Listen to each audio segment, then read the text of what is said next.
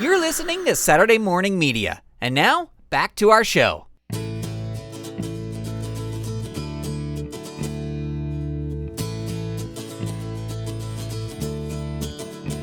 Here we go.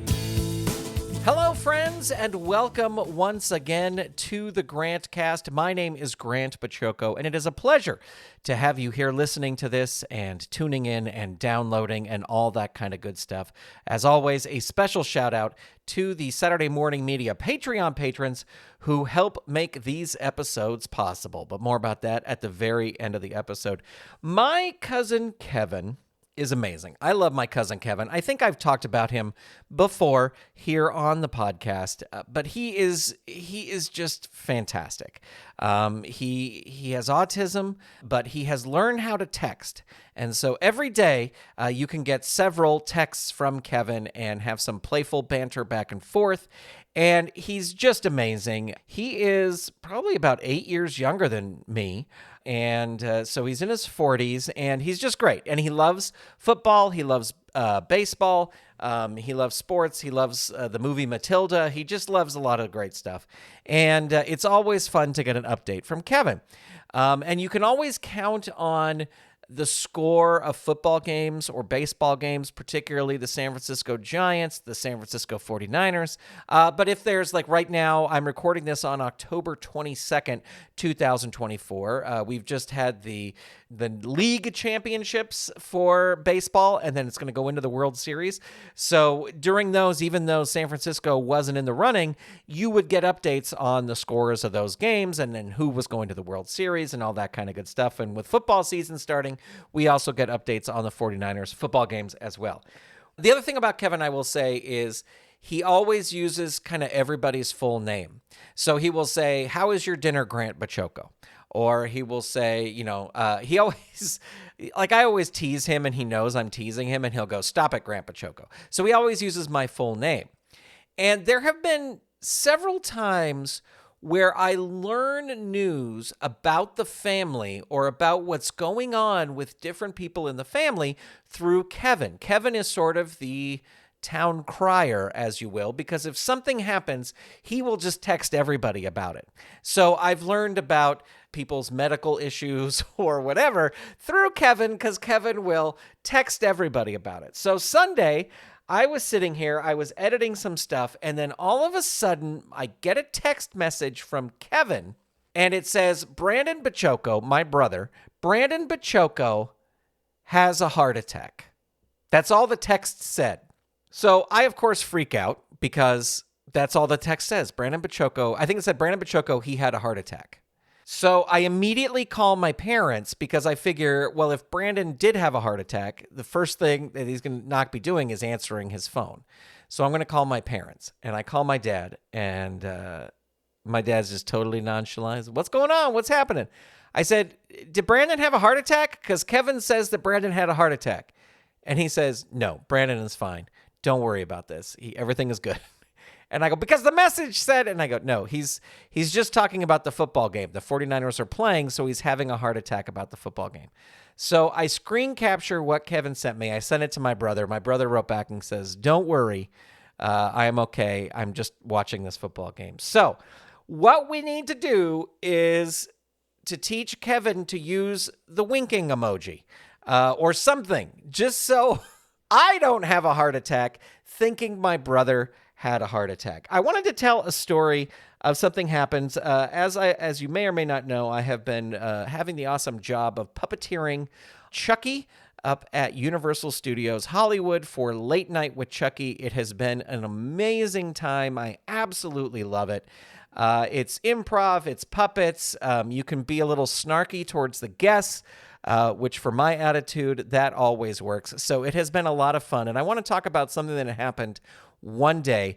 We park in this parking lot called Frankenstein. And Frankenstein, Universal Studios Hollywood is built on top of a hill. If you've ever visited, or if you look it up online, you will see that the entrance of Universal Studios is built up on a hill. Now, they do have attractions that are down the hill, but for the most part, it's built up on the top of the hill.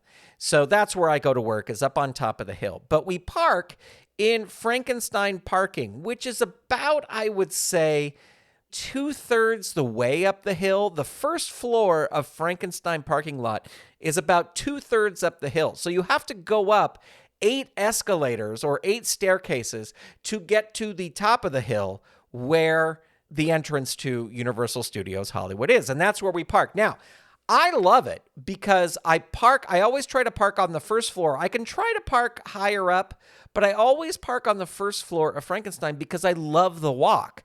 And it's like exercise walking up. And then when you get out of work at 2 a.m, it's exercise walking back down. And I absolutely love that. I think it's a great way to get steps in. And so it's just really fantastic. So I park on the first floor. I get all my stuff. I get out of the car. I lock the car. I go to the escalator. Now I'm walking up the escalator, right? I'm not riding the escalator because I want to get my steps in. As I get to the top of the escalator to level 2, I see to my left this guy coming out of the parking at level 2. But I just continue walking, and he's making a beeline to the escalator, and he kind of speeds up a little bit, but I get to the escalator first, and so he's behind me on the escalator. So we get up to level 3. I head towards the escalator. I get on the escalator, and this guy runs up the stairs. And he runs up the stairs. Now, I'm walking. Even though I'm on the escalator, I am walking. He runs up the stairs, cuts over in front of me, and gets on the next escalator and just stops. So I get on the escalator behind him. I am 1 step behind him, and he is not happy. So he starts walking. So I start walking. 5. Walking up the escalator. I'm right behind him. 6. Up the escalator. Up to 7. We get to the top. We get to the 8th floor. This guy takes off. Now, what happens is that escalator dumps you out right at the exit of the park. And at the time that we were both walking up, it is when the park is closing. So there is a steady stream of people that are pouring out of the park because they have been there all day. I can see him in front of me. He takes off, but he has to bob and weave in front of all these people that are flooding out of the gates. So I keep my eye on him. Now, this little pathway runs around the front of the theme park where the metal detectors are, and the road splits in 2. If you go to the right, you are dumped in with all the people leaving the park who are headed up to City Walk, which is like sort of an outdoor mall that is up at Universal Studios. If you go to the left, it's for people who are going into Halloween Horror Nights. Now, way before this, I learned that if I go to the left, even though I'm not going to go into Halloween Horror Nights, I can walk through there and it's much less people. And at the end, there's sort of the security guard who kind of shoves the traffic back in with the general traffic of the people going up to City Walk. If you show them your ID card, they just wave you through and let you continue walking to City Walk. So I'm doing this. He takes the right, I take the left. And as I'm curving around the front, I can see him and he's like 40 feet, 50 feet. He's in a sea of people that he can't get through, right?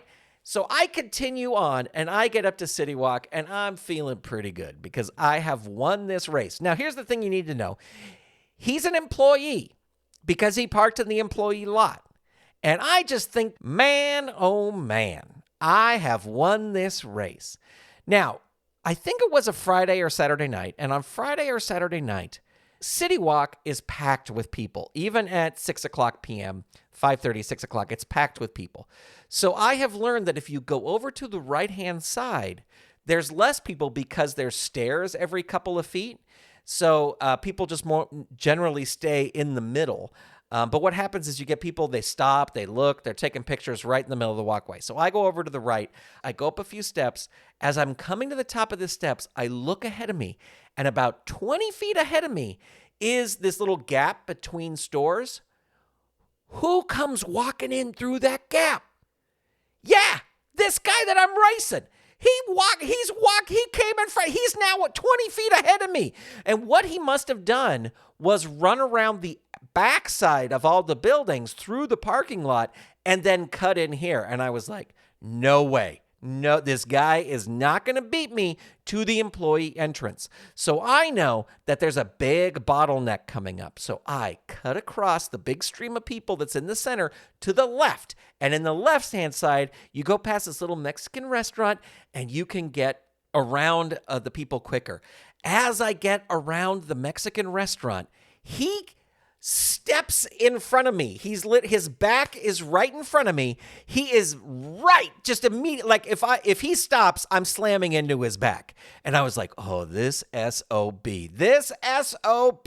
We curve around the Mexican restaurant and we come to the employee gate. Now, there are 2 metal detectors and there are several gates. And in my mind, this race is over when the first person gets through the gate. Now, I have gotten things down to a science where I have everything I need for the night in one little crossbody, those hip crossbody hiking bags. I got one of those. I just take it off over my head. I dump it into, my keys are in there, my wallet's in there, I got nothing in my pockets, into the security tray, shove it in through the metal detector, walk through the metal detector, put the crossbody bag back on, and then I am through the gates. I'm reaching into my pocket. I pull out my ID card. The gates that the employees go in and out of, they can go in and out of the same gate. So there's 3 gates, but there's people coming out of 2 of the gates. So there's only 1 gate open. I cut just right in front of him, swipe my card through the turnstile. I have won. And I just slowed down because the race is over. I've won. Now, I don't know where this guy went. I assume he went into the main employee building. But I am just feeling so good. I am feeling like this is the greatest day of my life. I have beaten this guy who cut me off on the escalator, and he probably didn't even know we were racing, but I won. Now I'm walking to where I check in, and I got my headphones in, my AirPods. I'm listening to music, and all of a sudden I feel a tap on my shoulder. I turn and look, and it's this very friendly fellow team member at Universal Studios. And he looks at me and goes, "You dropped this." And he holds up my ID card. And in that moment, I don't know, I felt I lost. Because I felt I did not get through the gate intact, so to speak. I used my card to swipe into the gate, put it in my pocket, but then at some point it fell out of my pocket on my walk. And I lost. Now, I have talked to my employees about this. They think I'm insane for racing this gentleman. But my fellow employees on the Chucky show seem to say, if the guy I was racing against was the one to hand it to me, then yes, I would have lost. But since it was somebody else, I won. I still won. But I leave it up to you. Did I win or did I lose? Let me know. Well, that's going to do it for this episode of the Grantcast. Thank you so much for listening. I will talk to you again soon. This episode of the Grantcast was edited by Steven Staver and was made possible by the Saturday Morning Media Patreon patrons who've gone to patreon.com/Saturday Morning Media and set up a pledge for as little as $1 a month. Patrons at the behind-the-scenes level and above get access to a video of the recording of this show, and a big shout-out to all of our patrons, and a special shout-out to our patron producers, Eve Cunning, Kathy Crawford, Tony Urbano, Brandy, David Akers, Paul, Scott Armstrong, Vicky Sebring, Ricky Chavez, Karina, Jeff Toro, and Mr. Lee Thompson. If you'd like to become a patron and receive episodes of the Grantcast before they are released, visit patreon.com/Saturday Morning Media today and set up your monthly pledge. And thank you for your support.